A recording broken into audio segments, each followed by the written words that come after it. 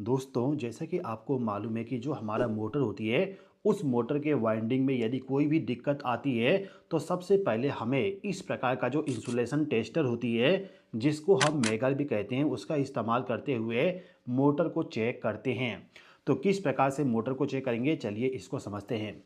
दोस्तों, किसी भी मोटर को चेक करने का टोटल 3 तरीका होता है, जिसमें से सबसे पहला तरीका होता है कि जो हमारा मोटर है, उस मोटर का जो वाइंडिंग है, उस वाइंडिंग का रेजिस्टेंस कितना है, उसको हमें मेजर करना होगा। मतलब कि मोटर का वाइंडिंग जो है, उसका हमें कंटिन्यूटी टेस्ट करना होता है। तो कंटिन्यूटी टेस्ट करने के लिए आप चाहें तो मल्टीमीटर का इस्तेमाल कर सकते हैं, या फिर जो मेगर है उसका भी इस्तेमाल कर सकते हैं। तो मैं आपको यहाँ पे मेगर के ज़रिए टेस्टिंग करना बता देता हूँ। आप सिंपली क्या करिए कि जो मेगर है, उस मेगर को कंटिन्यूटी पोजीशन पे लगा दीजिए। कंटिन्यूटी पोजीशन पे लगाने के बाद में जो मेगर का प्रोब होता है, मेगर में भी आपको 2 प्रोब मिल जाएगा। एक आपको मिलेगा रेड प्रोब और दूसरा मिलेगा ब्लैक प्रोब।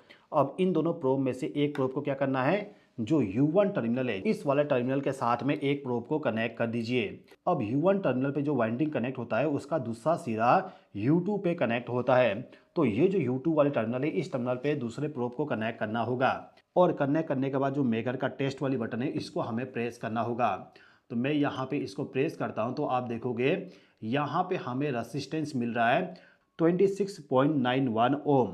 तो मैं यहाँ पे इसको नोट डाउन कर लेता हूँ। जैसा कि आपने देखा कि जो U1 और U2 टर्मिनल है, उन दोनों के बीच में हमें 26.91 ओम रेजिस्टेंस हमें मिला। अब इसके बाद हमें क्या करना है कि जो हमारा यहाँ पे दूसरा वाइंडिंग है, V1 वाला वाइंडिंग और जो V2 वाला वाइंडिंग है, उसके साथ प्रोब को कनेक्ट करके जो मेगर है, उस मेगर के बटन को प्रेस करना है। प्रेस करने के बाद हमारे सामने यहाँ पे वैल्यू आ जाएगा 26.92 ओम रेजिस्टेंस यहाँ पे हमें मिल रहा है। तो मैं इसको भी नोट डाउन कर लेता हूँ। यहाँ पे हमें रेजिस्टेंस मिल रहा है 26.92 ओम। इसके बाद यहाँ पे जो तीसरा वाइंडिंग है, उस वाइंडिंग का भी हम रेजिस्टेंस को मेजर करेंगे। तो तीसरा वाइंडिंग जो है, उस वाइंडिंग का हम यहाँ पे रेजिस्टेंस को मेजर करेंगे। रेजिस्टेंस को मेजर करने पे यहाँ पे हमें वैल्यू मिल रहा है 26.91 ओम। मतलब कि यहाँ पे भी हमारा रेजिस्टेंस का वैल्यू सेम है। ये जो यहाँ पे तीसरा वाइंडिंग है W1 W2, इसका भी वैल्यू 26.91 ओम रेजिस्टेंस यहाँ पे हमें मिल रहा है। तो जैसे कि आप देख सकते हो, ये जो हमारा कंटिन्यूटी टेस्ट है, इस कंटिन्यूटी टेस्ट में जो हमारा तीनों वाइंडिंग है, उन तीनों वाइंडिंग का रेजिस्टेंस हमें बराबर मिल रहा है। यहाँ पे 0.01 ओम का डिफरेंस दिखा रहा है, लेकिन उससे कोई भी फर्क नहीं पड़ेगा। यदि आपके मोटर का जो रेजिस्टेंस है, वो रेजिस्टेंस यदि बैलेंस में है, मतलब कि बराबर है, तो इस कंडीशन में मोटर का जो वाइंडिंग है, उस वाइंडिंग में कोई भी दिक्कत नहीं है। अब ये जो रेजिस्टेंस का वैल्यू है, इस वैल्यू के अलावा यदि आपको वहाँ पे इस प्रकार से रेजिस्टेंस मिलता, जैसे कि 26 ओम, 24 ओम और यहाँ पे आपको मिल जाता 29 ओम।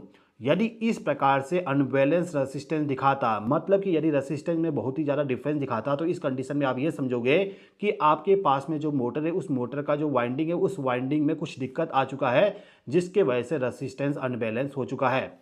तो आपके मोटर का जो रेजिस्टेंस है, वो रेजिस्टेंस हमेशा बैलेंस में होना चाहिए। तो रेजिस्टेंस को मेजर करने के बाद अब हम यहाँ पे IR वैल्यू को मेजर करेंगे। IR वैल्यू को मेजर करने के लिए यहाँ पे हमारे पास में 2 तरीका है। पहला तरीका है कि हम यहाँ पे winding to winding IR value को मेजर करें। उसके बाद सेकंड तरीका होता है वाइंडिंग टू बॉडी का IR टेस्ट। तो सबसे पहले हम यहाँ पे winding to winding IR test कर लेते हैं। तो winding to winding IR test करने के लिए हमें क्या करना होगा, U1 और V1 के बीच में हमें रेजिस्टेंस को मेजर करना है। मतलब कि जो हमारा मोटर होती है, उस मोटर में जो 3 वाइंडिंग किया जाता है, इस प्रकार का 3 वाइंडिंग होता है। तो इन तीनों वाइंडिंग में से किसी भी 2 वाइंडिंग के बीच में इंसुलेशन कितना है, उसको हमें मेजर करना है।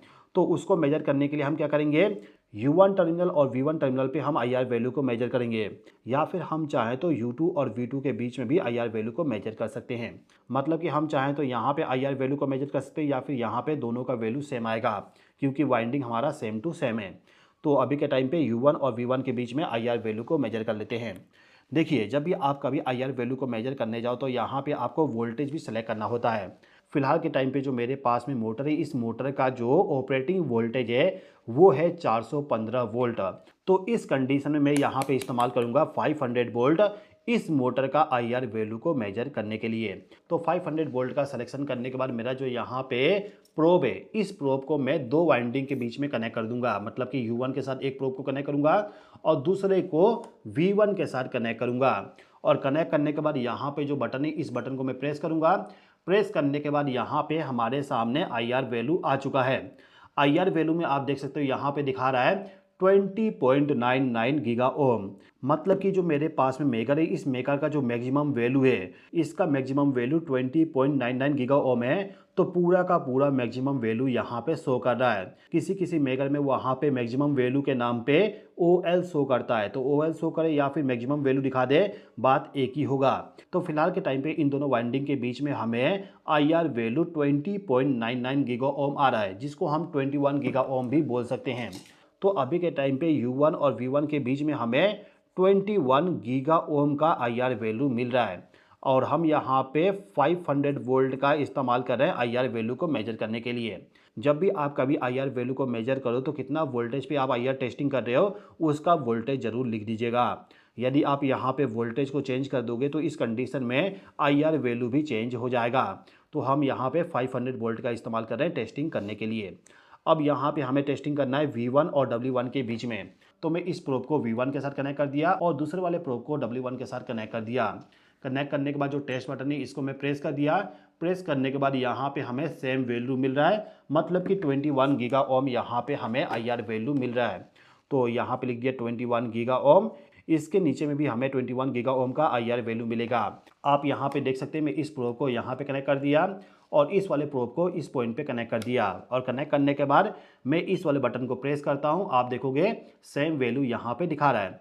मतलब कि जो W1 और U1 है, इन दोनों के बीच में भी हमें यहाँ पे 20.99 गीगा ओम का IR वैल्यू दिखा रहा है।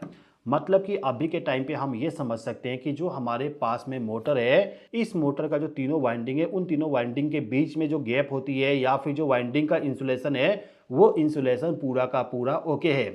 फिलहाल के टाइम पे जो मैं यहाँ पे मोटर इस्तेमाल कर रहा हूँ, ये मोटर पूरा का पूरा नया है, तो इसलिए हमें यहाँ पे IR वैल्यू अच्छा खासा मिल रहा है। यदि आप पुराने मोटर का IR वैल्यू मेजर करोगे तो वहाँ पे आपको कम IR वैल्यू मिलेगा। अब यहाँ पे हमारे पास में 21 गीगा ओम का IR वैल्यू आ रहा है, तो इसका मतलब होता है मोटर हमारा अच्छा है। अच्छा, मैं आपको यहाँ पे ये बता देता हूँ कि IR वैल्यू कितना आने पे मोटर में प्रॉब्लम हो सकता है। देखिए, यदि आप यहाँ पे IR वैल्यू मेजर करते हो और मेजर करने के टाइम पे आपको यहाँ पे वैल्यू मिलता है 0 मेगा ओम। यदि आपको यहाँ पे 0 मेगा ओम का IR वैल्यू मिलेगा तो आप ये समझिएगा कि आपके पास में जो मोटर है, उस मोटर का जो वाइंडिंग है, वो वाइंडिंग शॉर्ट सर्किट हो चुका है। इसके अलावा यदि आपको यहाँ पे 0.8, 0.7 इस प्रकार से यदि वैल्यू मिलता है, तो इस कंडीशन में आप ये समझिएगा कि जो मोटर का वाइंडिंग है, उस वाइंडिंग का जो इंसुलेशन है, वो इंसुलेशन वीक हो चुका है और वो दोनों वाइंडिंग बहुत ही जल्द आपस में शॉर्ट सर्किट होने वाले हैं।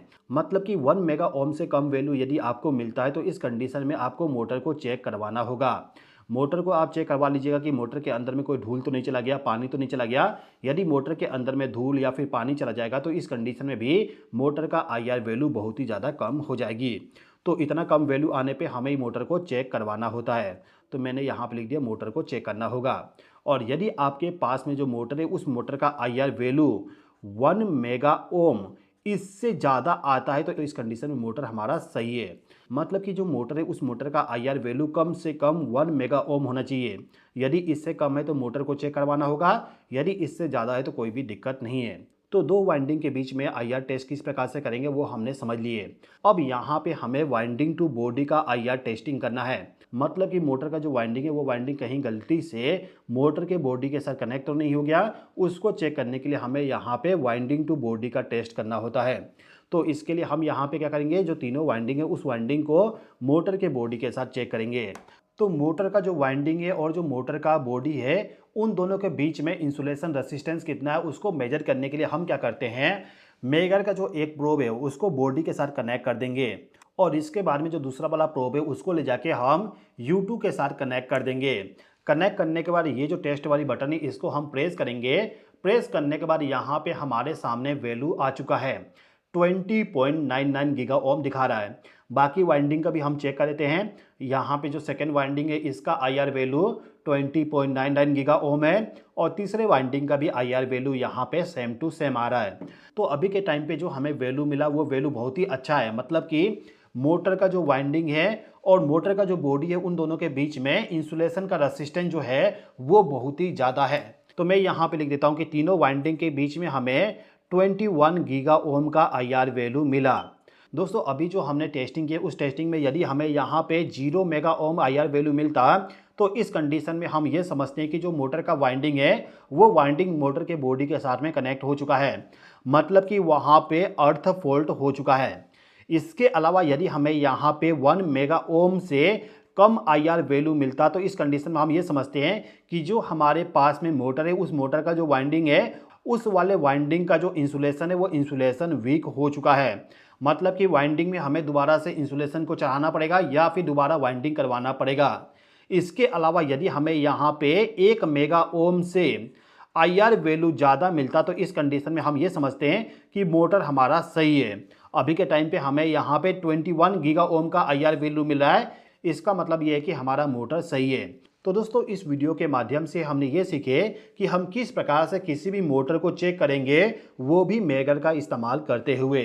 दोस्तों यदि आपको ये वीडियो पसंद आया तो लाइक कर दीजिएगा और यदि आपने अभी तक चैनल को सब्सक्राइब नहीं किए तो सब्सक्राइब भी कर लीजिएगा। इस वीडियो को देखने के लिए धन्यवाद।